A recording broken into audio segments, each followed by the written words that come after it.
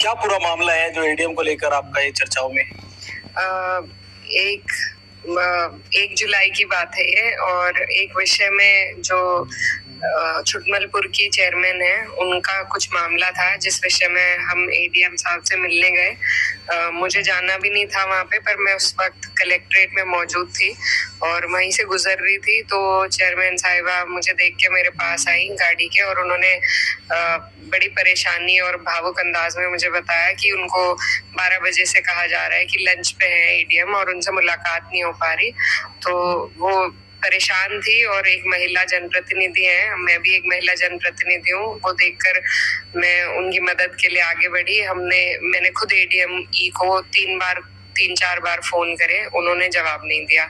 उनके कार्यालय से यही पता चला कि वो लंच पे घर गए हुए हैं, और चेयरमैन साहिबा ने बताया कि उन्हें 12 साढ़े 12 बजे से यही बताया गया है कि लंच पे है। उस वक्त 3:30 बज रहे थे, जिसके बाद एडीएमएफ आए, उनसे हमने बात करी, उन्होंने फिर फोन किया। उनके फोन करने के बाद फिर एडीएमई दफ्तर पर आए लगभग 3:30 4 बजे के। आपके द्वारा भी कॉल की गई? जी, 3 4 बार मैंने करी, जिसका कोई जवाब नहीं मिला।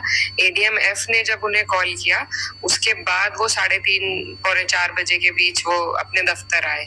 तो उनके आराम में जो खलल पड़ी उसकी वजह से वो शायद पहले से ही एक मूड में थे, और आकर वो दफ्तर में बैठे। हमने उनसे बात करी, कोई ऐसी हमारा किसी की शिकायत देने का भी विषय नहीं था। जो चेयरमैन साहिबा थी, उनका और ईओ का कुछ मसला चल रहा था। तो हमारा सिर्फ इतना कहना था, मैंने उन्हें जाकर कहा कि हम सिर्फ चाहते हैं कि कोऑर्डिनेशन आप बनवा दीजिए, आपके माध्यम से बने ईओ और चेयरमैन के बीच में, और सामंजस्य के लिए ही हम वहां गए थे, जिसपे उन्होंने कहा लिखित में दीजिए। तो हमने कहा लिखित में देने का भी कोई हमारी मंशा नहीं है, क्योंकि कोई ऐसा इतना बड़ा मामला नहीं है, सिर्फ मिसकम्युनिकेशन है, वो बैठ के सॉल्व हो जाएगा। जिसके बाद चेयरमैन साहिबा अपनी कोई बातें रखने लगी, अपनी परेशानी का इजहार करने लगी। तो एडीएम ई ने एकदम उन्हें कहा कि आप लिखित में दीजिए और जाइए यहाँ से। तो मेरे साथ गई हुई महिला जनप्रतिनिधि के साथ उन्होंने बड़ी ही डिसमिसल तरीके से ये बात करी, जिस पर मैंने हस्तक्षेप करके उन्हें रोका और कहा कि ये उचित नहीं है। लेकिन फिर भी उनके व्यवहार में कोई बदलाव नहीं था, वही सेम टोन उन्होंने मेरे साथ इख्तियार करी। उसके बाद हम वहां से उठकर आ गए, और लिखित में मैंने उसी वक्त डीएम साहब को अवगत कराया इस मामले से, लिखित में शिकायत दी, और अब हम वेट कर रहे हैं कि क्या कार्रवाई शासन प्रशासन करता है इन पर। अच्छा, एक तरफ सरकार कह रही है कि महिलाओं का सम्मान होना चाहिए, लेकिन एक महिला जनप्रतिनिधि जब जाती है तो उनके साथ इस तरह का व्यवहार होता है, तो आम जनमानस के साथ किस तरह का व्यवहार हो?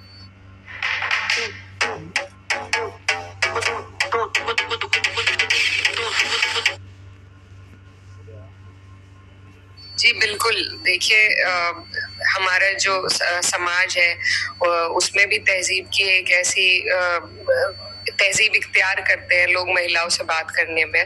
तो सामाजिक भी है कि आप तहजीब से बात करें। हम भी जब किसी अधिकारी से बात करते हैं एक तहजीब के दायरे में करते हैं, तो वो डोर दोनों तरफ से बंदी रहती है। लेकिन उनका जो तरीका था, कोई भी महिला हो, मैं नहीं कहती जनप्रतिनिधि हो, जनता का कोई भी व्यक्ति हो, अपनी बात लेकर, अधिकारी कहीं के मालिक नहीं है, ये लोग भी जनता के सेवक हैं, हम भी जनता के सेवक हैं। तो एक दायरा होता है बात करने का, पहले तो वही उन्होंने सही से नहीं किया। उसके ऊपर से मैं भी और चेयरमैन साहिबा दोनों जनप्रतिनिधि हैं, तो हमारा भी प्रोटोकॉल है, उसका भी उन्होंने उल्लंघन किया। तो दोनों ही चीजें, आज बेटी बचाओ बेटी पढ़ाओ की बात ये सरकार कर रही है, लेकिन इनके अधिकारी बेलगाम हुए हुए हैं कि हर आदमी प्रताड़ित है इनसे। तो उसके बाद 33% आरक्षण की बात सरकार कर रही है कि महिलाओं को और प्रतिनिधित्व देंगे। क्या फायदा होगा जब इसी तरह के अधिकारी बैठे रहेंगे जो किसी की बात नहीं सुनेंगे। अधिकारी काम करे या ना करे वो एक अलग मामला है, लेकिन एक व्यवहार और एक तरीके से बात करना वो जरूरी है, जिसमें इनका जो मुझे व्यवहार लगा वो बिल्कुल महिलाओं के विरुद्ध इनका मुझे बिहेवियर लगा कि ये किसी महिला से ना तो बात करना जानते हैं, ना काम सुनना और करना भी किसी महिला की तरफ से इन्हें शायद पसंद ना हो। तो ऐसे लोगों की बेहतर ट्रेनिंग हो, सेंसिटिवाइज किया जाए ऐसे अधिकारियों को कि किस तरीके से इन्हें जनता से बात करनी है, महिलाओं से बात करनी है, जनप्रतिनिधि से बात करनी है, तो वो बहुत अनिवार्य है और इन पर कोई कार्रवाई होनी चाहिए।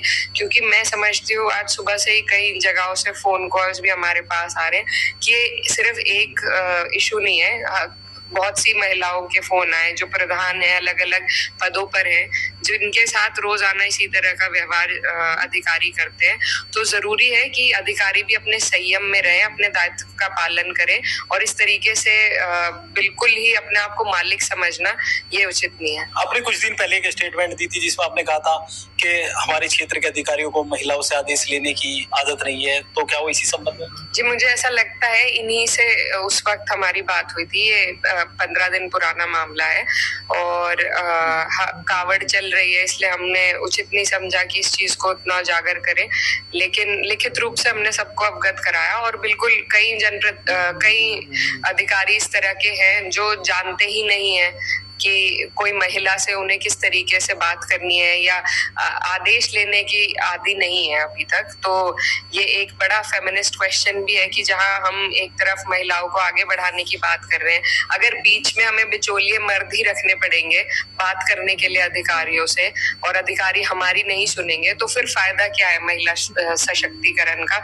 तो ये सिर्फ एक छोटा विषय नहीं बल्कि एक बड़ा विषय है, खासतौर पर अधिकारियों की ट्रेनिंग इस तरह की हो, क्योंकि ये लोग अपने आप को मालिक समझ लेते हैं कि इन्हें कोई हटा नहीं सकता, इन्हें कोई वो नहीं कर सकता। तो इनकी कम से कम ट्रेनिंग ऐसी हो कि सबसे पहले इन्हीं की तरफ लोग देखते हैं, कोई भी शासन से काम हो, कि इन्हें समझ में आए कि महिलाओं का क्या रोल है और आगे हम क्या महिलाओं से सामाजिकता समाज के उससे हम चाह रहे हैं कि महिला आगे बढ़े, तो उनके साथ कैसा व्यवहार करना है।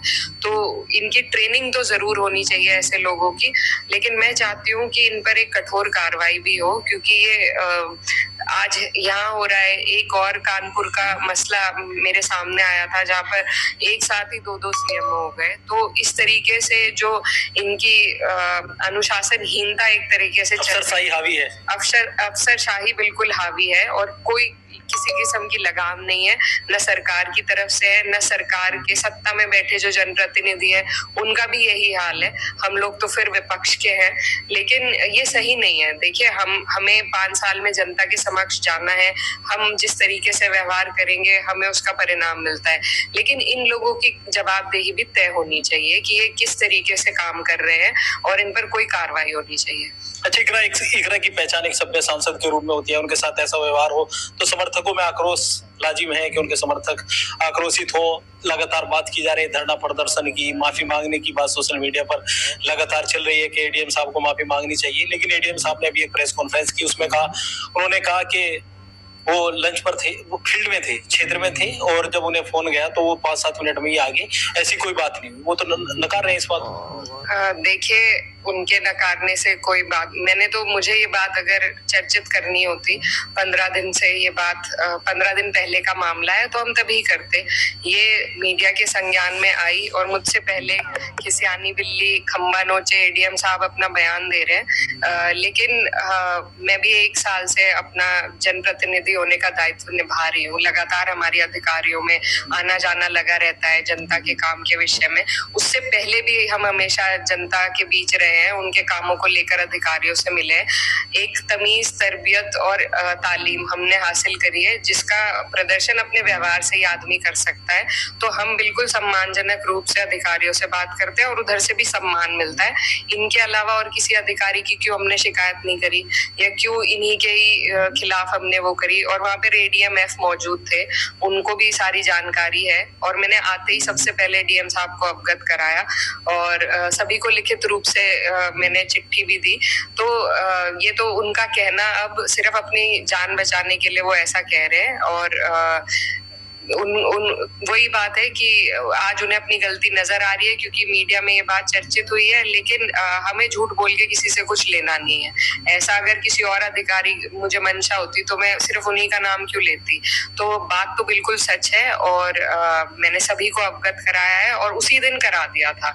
तो इस पे हम यही चाह रहे हैं कि शासन प्रशासन इनके खिलाफ कड़ी से कड़ी कार्रवाई करे और इनकी कम से कम ट्रेनिंग तो होनी ही चाहिए कि इन्हें आए तमीज की कैसे व्यवहार करना है। जिस तरह से आपके समर्थक आंदोलन की बात करें, एक राशन की भी कोई ऐसी रणनीति है? जी नहीं, ऐसी कोई हमारी वो नहीं है, लेकिन हम ये चाहते हैं कि ये बातें छुपी ना रहें। आज हमारे साथ हुआ है, कल को किसी और के साथ होगा, तो आज ये सबके संज्ञान में है। अब ये सरकार अपना वो सामने रखेगी पक्ष की, वो क्या बेटी बचाओ बेटी पढ़ाओ और महिलाओं की जो सशक्तिकरण की बात करती है उसमें कितनी सच्चाई है, कितना झूठ है। जब ऐसे जनप्रतिनिधि, दो महिला जनप्रतिनिधि जहाँ पर इस तरीके से जिनके साथ दुर्व्यवहार हुआ हो, उसका अगर सरकार संज्ञान लेती है या नहीं, ये हम देखना चाहते हैं। अच्छा, आगे की क्या रणनीति रहने वाली है आपकी कार्रवाई के लिए? आप चाहेंगी, क्योंकि विवाद तूल पकड़ रहा है? जी, हमने लिखित रूप से दिया है सभी अधिकारियों को और चाहते हैं हम कि इनके ऊपर कठोर कार्रवाई हो।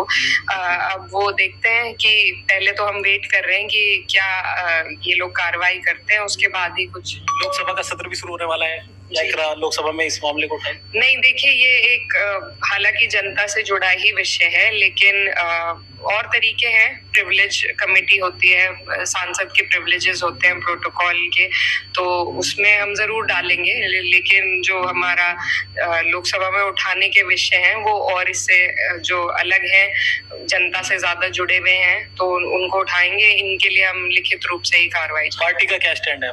पार्टी का समर्थन है, सपोर्ट है, और हम सभी लोग स्पीकर, क्योंकि हमारे संरक्षक है सभी लोगों के जो मेंबर्स हैं, तो उनके समक्ष भी हम इस बात को रखेंगे। तो कैराना सांसद इकरा हसन को आपने सुना, एडी